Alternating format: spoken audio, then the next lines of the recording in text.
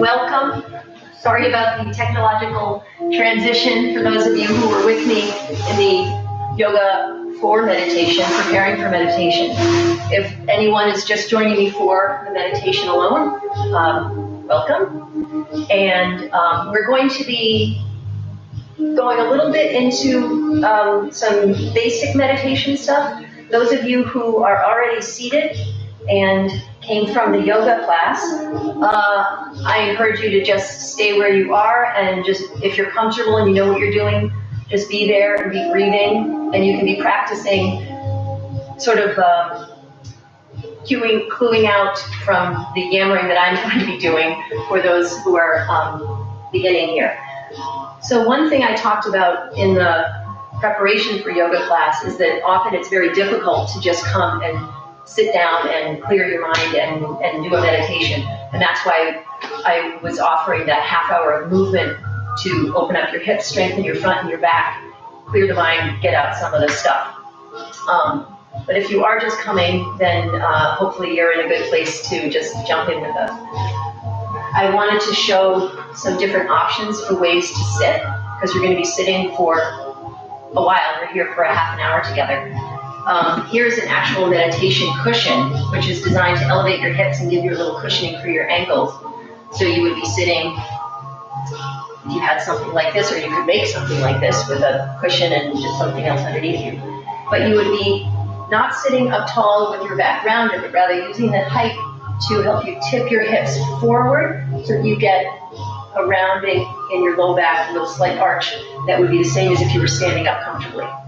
And you're going to notice an enormous difference from when your hips are here, and you have to be using a lot of muscles in your front, or if you're kind of slouching this way and you have to use your muscles in your back, you want to be sitting up tall. So even though in the yoga practice together, I was having us work on strengthening your back and your front, that's just to give you a kind of ease, so it's not tiring for you to use the little bit of muscle that you do need to be sitting up with a comfortable posture. So find something to prop you up. You can be here. Another great way is with a block or something like this. You can have it at the tall height, put two together for some stability, put one ankle on either side, and then you can be sitting up like this. This is very comfortable for a lot of people. If you're not comfortable on the floor, if you have any issues with your knees, you can use a stool. This one happens to have little holes in it, which might be places to put your sit-bones. You can be sitting here, and again, you're using the edge of the stool to sit so you can be comfortable. Maybe you let your feet go down. Sitting tall. You can even use a cushion on top of the stool to give you that tilt. And finally, or maybe not finally, but maybe this is the best way of all to be, I'm going to show you over here. You can be sitting against a wall. So you would be using some kind of cushion to elevate your hips. And you want to sit next to the wall so that you can still have that little bit of rounding in your back this way, or an arch in your back. And your shoulders are comfortably, and then your head, if you have to move a ponytail out of the way. So you get a little relief sitting against the wall. So if you are new to doing this for a longer period of time, I'm going to recommend being at the wall so that you don't get tired and then have to move in the middle of it if you're feeling like you're in a pretty good spot. Okay, so apologies again to those of you who knew what you were doing and have been sitting this whole time. But now I'm going to join you. I'm going to sit on this little cushion here. Another thing you can do is you can take a blanket and put it around you if you think you might get cold. If your feet are exposed, you might put some socks on, but you can have something around you like so. If you care to do that. Okay. Your hands can be on your knees with the palms facing up. kind of posture, kind of open, receiving. But it also, when you turn your palms up, it opens your chest a little bit. It rotates your upper arms out and gives you a little more opening across your chest. So you can just be simple with your palms up. You can let one of your fingers touch your thumbs. There are different mudras depending on, or it's supposed to be different kind of energies depending on which finger you put next to your thumb. So you can play around with what might feel nice there. All right, so you found a way for your physical body to be. So maybe you haven't even had to deal yet with the mental state because you've been distracted by that. And now you're going to begin the journey inward. The first thing you can notice is your breathing.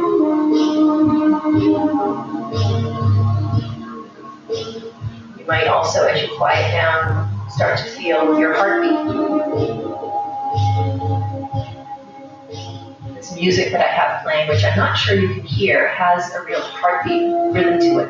So you can tune into some music in your space when you're meditating, or the music that you're creating with your own body, the rhythm of your breath and your heart. So I'm letting us just be for a few breaths, just to see what happens when you go to a quiet place.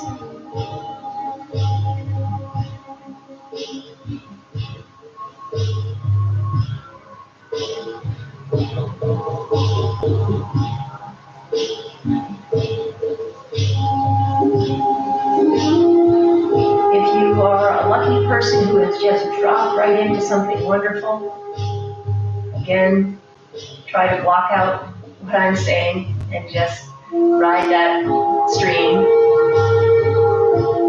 If, however, you are struggling and you just got onto the hamster wheel, or your hips are uncomfortable, or your back is tired already, whatever it might be,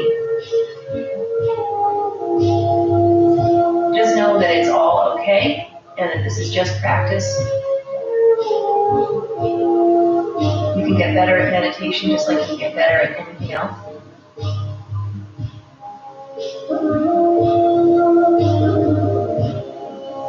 And as we sit for a little while longer, I'm going to give a little spiel, my view of meditation. So you can drink this in through your ears or not.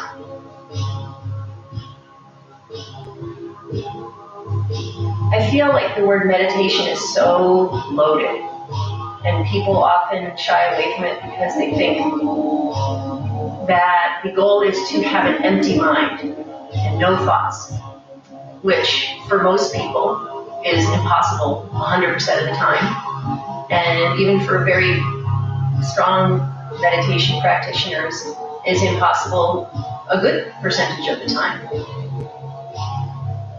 So to me, that is not the goal. And hopefully that makes it a little more accessible to you, the idea of meditation. So there is a famous YouTube, TED Talk rather, by a woman named Jill Bolte Taylor. And to me, she describes the meditative experience beautifully. Don't know if you're familiar with this or not. I will put a link to it in the comments section on my YouTube.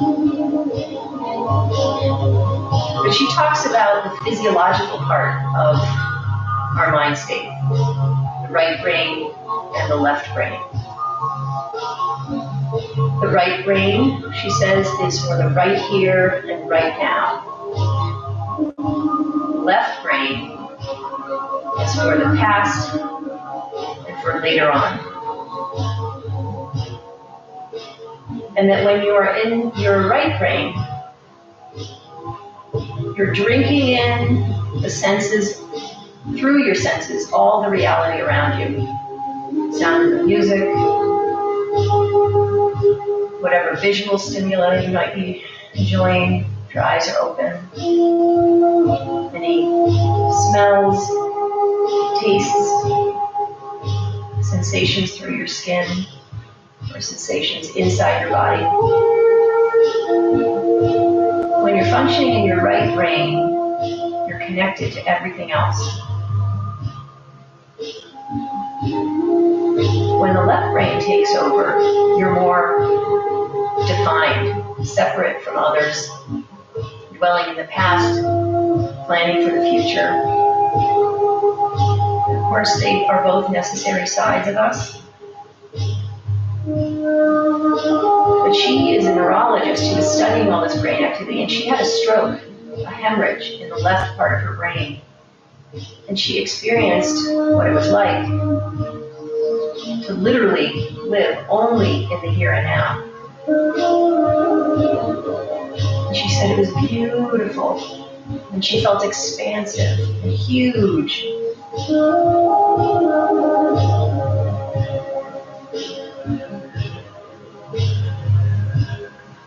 So it seems to me that the thing we're going for in our meditative state is to ask our left brain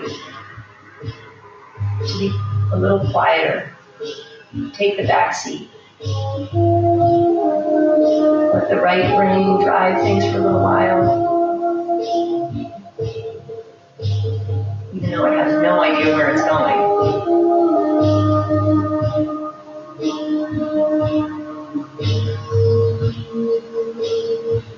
You could also think of it as the left brain is the human, the right brain is your dog. Be your dog.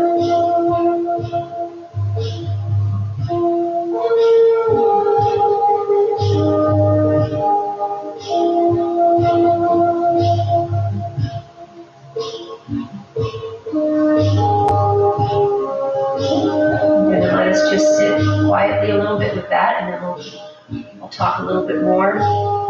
Feel free to adjust your sitting position. Maybe you're going to go to the wall if you're not there already. Maybe you're going to go onto a taller chair if you're on the floor and your knees are not comfortable.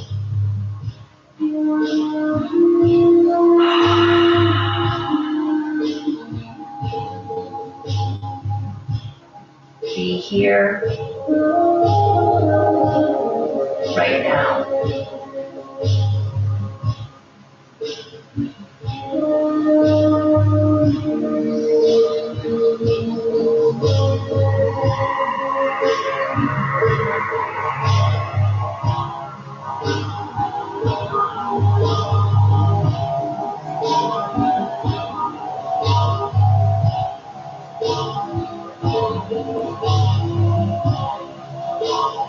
So hopefully everyone is in a comfortable way to be with a tall spine. Resonated with you and you're in a good place. Again, ride that stream. Stick with it. If you're back on your hamster wheel or you never got off it, here's another offering. Kind of piggybacks off of the right brain idea. So often, if I sit down and meditate without any kind of preparation, I will drop in by doing a little sensory scan. Starting with my ears, what do I hear? Just tune in. Anything coming in through your ears.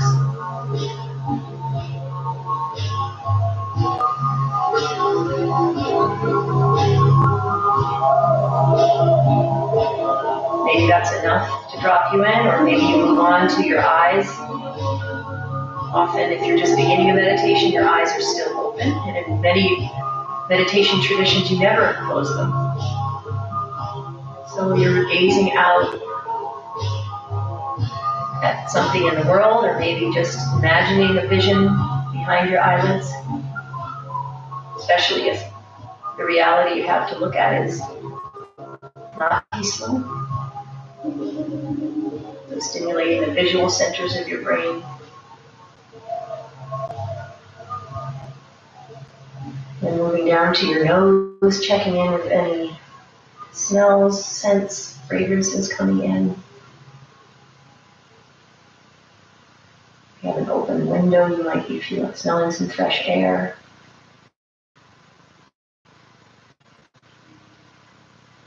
Maybe if it's around dinner time, you might be smelling delicious food cooking. sense of taste. Maybe you can sense on your tongue something wonderful that you recently ate or something in the far past. Connecting to the tasting part of your brain. And then finally clicking into the feeling part of you. So there are going to be many opportunities for feeling. And right now, after sitting for a while, some of those feelings might be inside your body and not so comfortable, and I again encourage you to adjust. Maybe get no sensory inputs. Maybe you're feeling the weight of your blanket over you. Or if you're ever doing this outside, a slight breeze going across your skin.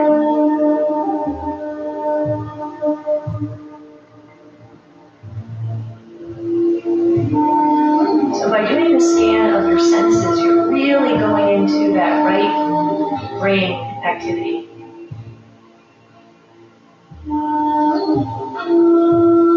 Pulling you out of the left brain.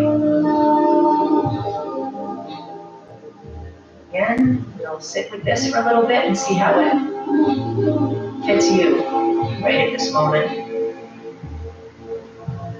and in the place where you are.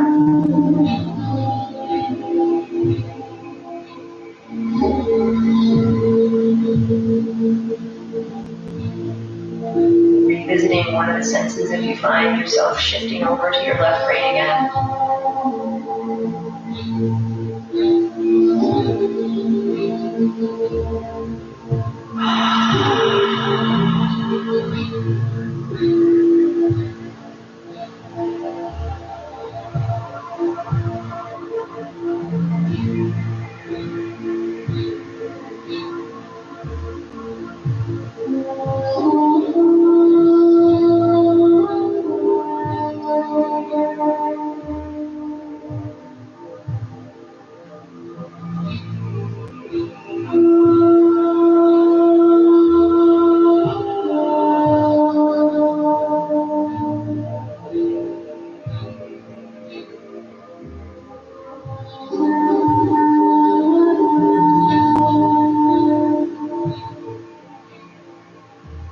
Once again, if this has been an effective method for you, and you're riding downstream, stay on that path, on that raft.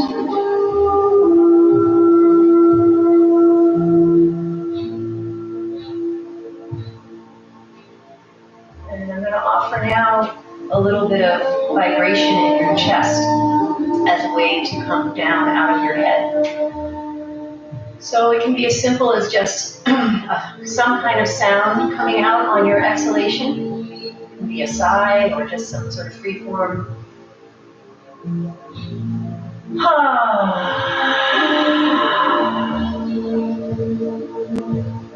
That might have felt good. You can repeat it as many times as you like, whenever you want when you're meditating. You can go to a little more structured, making a humming sound. Lips can be lightly closed. You can pick any volume, any pitch. Lower the pitch, the lower you're going to feel it in your chest. If you do a very high pitch, you'll feel it up in your head, which also might be interesting if you are having a lot of activity in your head. So let's try a low pitch first if you're joining me.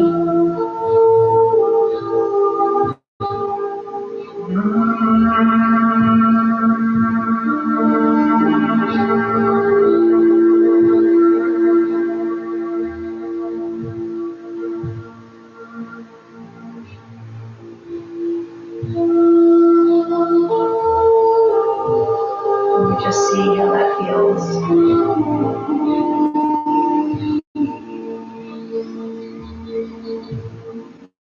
Now repeat anything we've done so far or join me with a pitch up.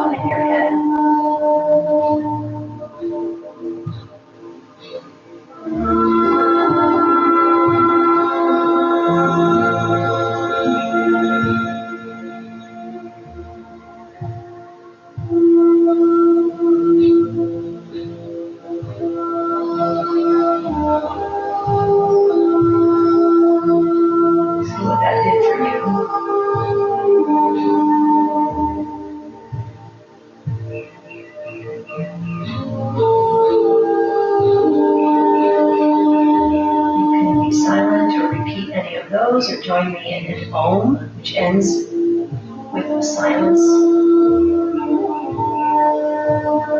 Filling up, joining in whenever you're exhaling.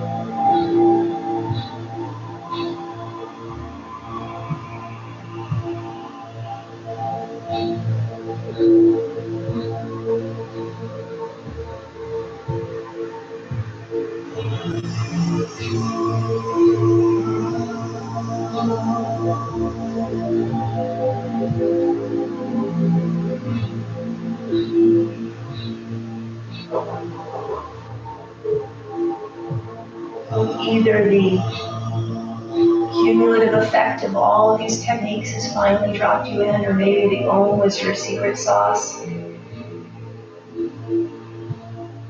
Ride your raft.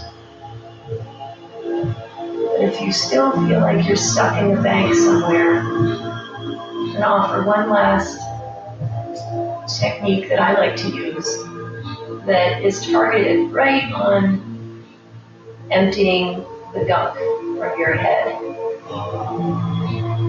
So you can bring your attention up to your third eye center and begin with the thing, going back to our neurology lesson. If you bring your eyes to focus behind your closed lids on the space between your eyebrows, I have been told, and it works in my body, that this stimulates your vagus nerve, which is a main nerve pathway from your brain down into your body, and can kickstart a calming feeling. So you can start with that. And then I look back into my skull, and I imagine that there's nothing in there, no left hemisphere, no right hemisphere of the brain. My skull is empty. And it sounds weird, but I know some people that I share this with who say it's very effective for them. I imagine that I have a scraper in my skull, and from the front to the back, it's just scraping the inside, removing any gunk, any things I don't need, from the front, from the forehead, all the way across the top of my skull to the back. And then I take that and I imagine it cleaning from the right temple up and over the top of my skull, all the way across to the left, scraping the inside, cleaning.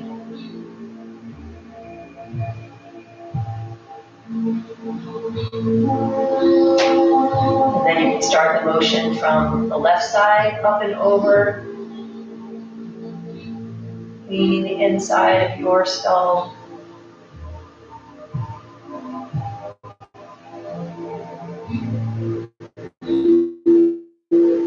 Left to right, sweeping across. And then starting from the back up to the front.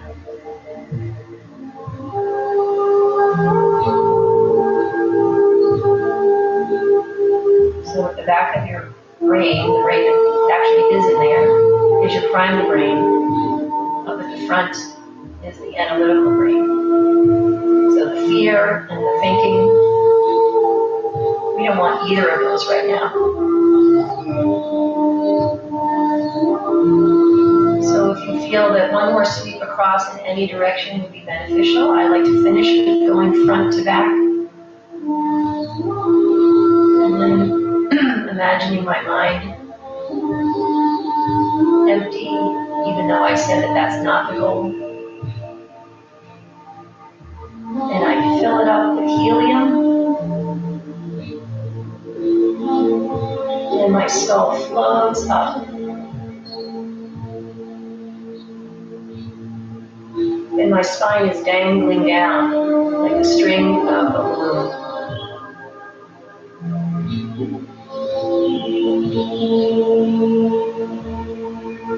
And then breathing with no effort.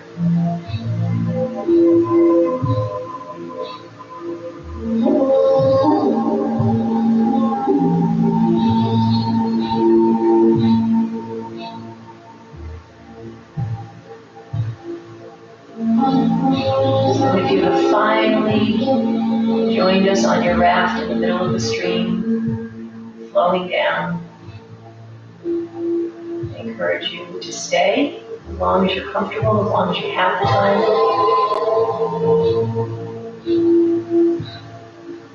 And the last thing I'll say about meditation technique, which I should have said at the beginning, is a great way to alleviate any anxiety about time. Some people like to set a timer. I actually prefer to play music that I know how long it is. And then you know if you're on the fourth song, you're so long into it, and you know that when a certain song is over, then it's time to rise. If you just set a timer and you're in the middle of it, you might just be anxious, wondering how much more time you have, either in a good way or a bad way.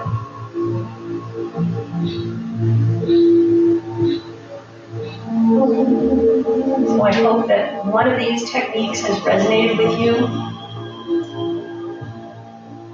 Again, you might try them and switch them up so that you're not thinking that that technique was magic rather than just the time sitting on your cushion or on your chair.